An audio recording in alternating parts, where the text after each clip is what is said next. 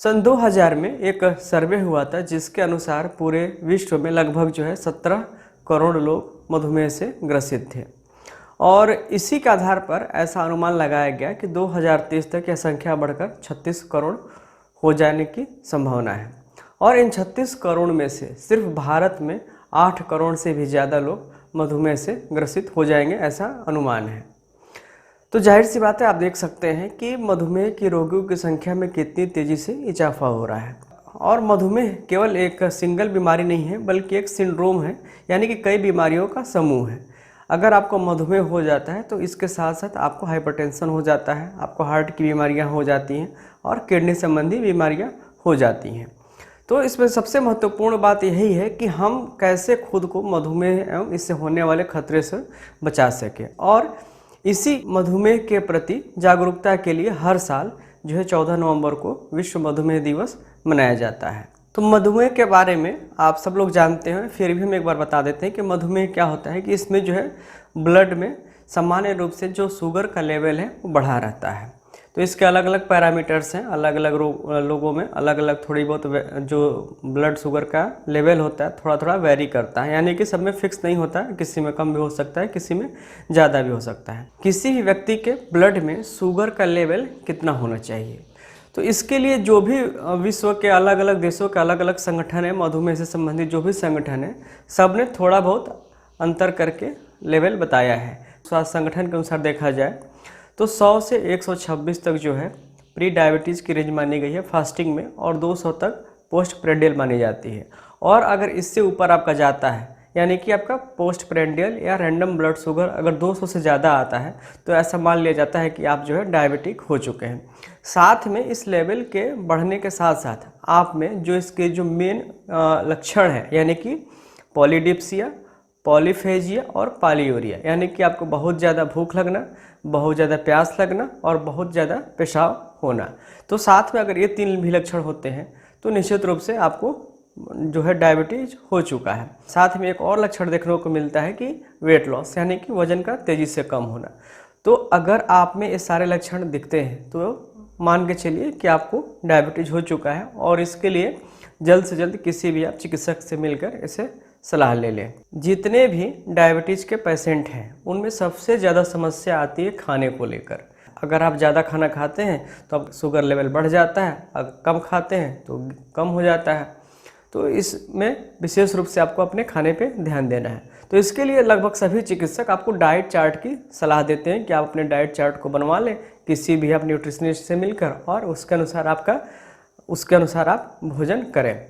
लेकिन समस्या ये आती है कि जब भी आप किसी भी डाइटिशियन से मिलते हैं, न्यूट्रिशनिस्ट से मिलते हैं, तो आपको एक डाइट चार्ट तो बना देते हैं, लेकिन डाइट चार्ट में चूँकि एकरूपता हो जाती है, यानी कि आपको रोज़ वही चीज़ें खानी है, तो ऐसे में बहुत ज़्यादा बोरियत होने लगती है।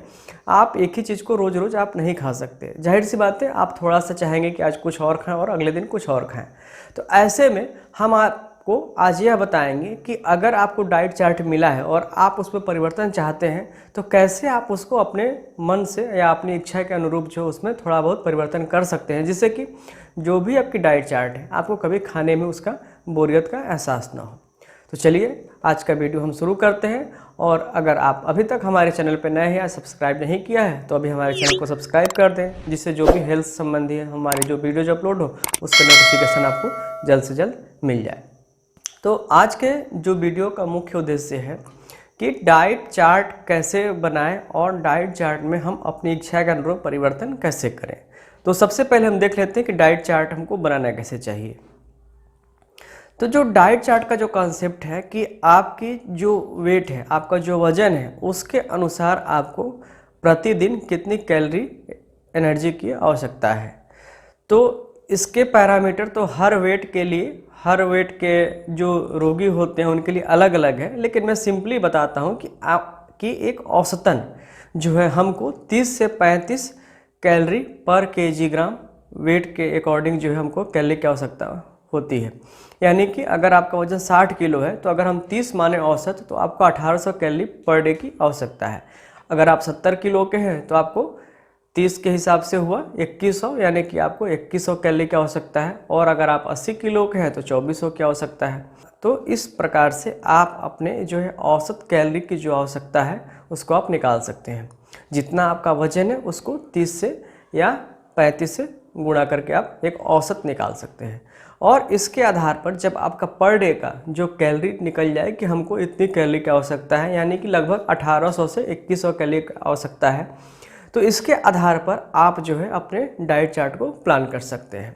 डाइट चार्ट का जो मुख्य जो सोर्स होता है हमारे भोजन का, कार्बोहाइड्रेट होता है, प्रोटीन होता है और फैट होता है। तो कार्बोहाइड्रेट से 1 ग्राम कार्बोहाइड्रेट से 4 कैलोरी मिलती है, 1 ग्राम प्रोटीन से भी 4 कैलोरी मिलता है और 1 ग्राम फैट से 9 कैलोरी मिलता है। तो इससे आपका जो एक रफ आइडिया निकल जाएगा कि आपके खाने में कितना क्या आपने लिया है, उसके अनुसार आपका कैलोरी कितना हो जाएगा। जैसे कि आपने चावल लिया है तो चावल का जो मुख्य पार्ट लगभग कार्बोहाइड्रेट होता है। तो अगर आपने 100 ग्राम चावल लिया है तो 100 गुणे 4 यानी कि 400 कैलोरी आपके चावल में है। अगर आपने तेल में 5 ग्राम तेल या घी का यूज किया है तो फैट से 1 ग्राम से 9 कैलोरी, यानी कि 5 ग्राम अगर आपने यूज किया है तो 5 से 9 को गुणा कर लें, यानी कि 45 कैलोरी आपका तेल से मिल गया। तो इस तरीके से आपका जो भी आपने खाने में भोजन सामग्री ली है, इससे आप अपने एनर्जी को कैलकुलेट कर सकते हैं कि कैलोरी आपके एक समय के भोजन में कितना है। और इस तरीके से आप जो भी 2 बार लेते हो या 3 बार लेते हो या 4 बार खाने की आदत हो, इसके हिसाब से आप पूरे 24 घंटे का अपनी कैलोरी की गणना कर सकते हैं। यानी कि अगर आप औसत आपका वजन है 60 से 70 किलो के आसपास आपका वजन है तो आपको 1800 से 2100 कैलोरी की आवश्यकता है। तो इस तरीके से आप अपने प्रतिदिन की कैलोरी की आवश्यकता को कैलकुलेट कर लें।